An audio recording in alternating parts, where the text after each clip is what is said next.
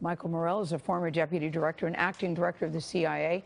He advised the Hillary Clinton campaign, and we are pleased to welcome him back as the CBS News contributor. Good to see you, Michael. Good to be here. So where to begin with this? Let's start with, do you think this is an effective way to prevent terrorism?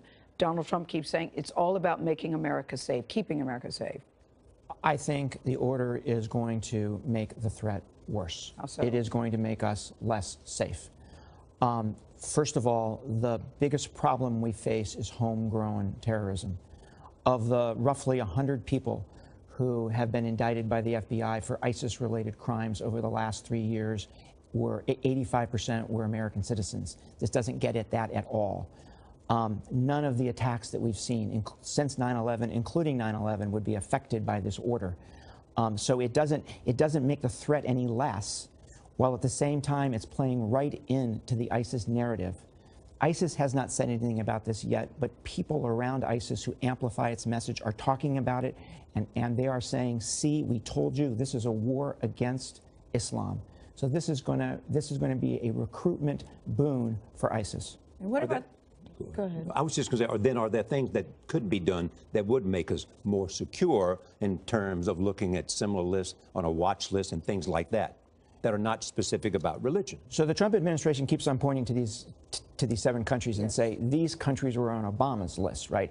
This was actually part of a program to enhance the security of the visa waiver program from European countries, from people traveling from European countries. So they enhanced it. Right? They already enhanced it, and there's no evidence that there's any weaknesses to it. So that's really important context here. Right. Those were already labeled. I looked at the DHS website today to say they were already countries of concern. They already faced additional scrutiny. Exactly. On this, how will this increase, perhaps you say, make us less safe? Do you think from an external threat or from an internal threat? So I think from both, right? It's going to be a recruitment boon for ISIS, both overseas. It'll attract people to them, and here at home, it's going to enhance their propaganda that they throw at Americans. So in both places. We talk about Steve Bannon going to the Principals Committee. You know what the Principals Committee is, and the fact that unless they have issues relevant to them, the Joint Chiefs, Chairman of Joint Chiefs, or the Director of National Intelligence will not be there. Unprecedented, both putting a political advisor on and unprecedented taking off the chairman of the Joint Chiefs and the DNI. I have never been to a principals meeting where the views of the DNI and the views of the chairman are not relevant. Every principals meeting starts with a briefing, intelligence briefing by the DNI.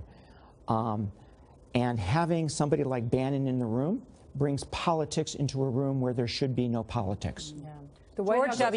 George W. Bush was specific at the White House saying Karl Rove will not be included in these meetings for the very reason that he didn't want it ever to be a political decision. It should be. Yeah, it was Josh Bolton saying absolutely, too. At the directive of the President of the United States. Right. It also creates another power center, right? Mike Flynn should be the person in charge in that room talking to the president. This is now going to create competition for Mike, right, for the president's ear. That's not a good thing that there's 2 voices talking to the president about national security. Clear me up on one thing about this. If they wanted to be there, the Director of National Intelligence and the Chairman of Joint Chiefs, could they be there? Does this prevent them from being, even though it's not necessarily a subject of their primary interest? I would hope so, but I think the signal it sends to them is that somehow you are less relevant, less important than the other people in the room. Sean Spicer said yesterday on TV, if they want to be there, they can, but they have not been invited into the meeting. But let me ask you this. The White House says that this is a bona fide success. You look at the headlines, as Charlie pointed out, chaos in the streets. What needs to happen now? It's very troubling. Depending on your point of view, it's either very troubling or Trump is doing exactly what he said he was going to do on the campaign. So he is doing exactly what he said he's going to do, and it's troubling, right?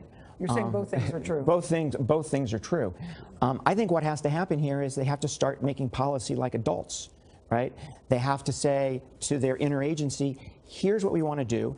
Get all of the feedback, get everybody in the room together, have a discussion about the upsides and downsides, and make a decision. That didn't happen in this case. So it was a small group of people making the decision. It was reported that the head of the Department of Homeland Security, General Kelly, who keeps us safe, that he was informed while this executive order was being signed.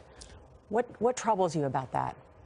That's not how you make effective decisions, right? You have to get the input of your professionals. You have to get the input of the departments that have to implement this stuff and have the knowledge to make the right decision.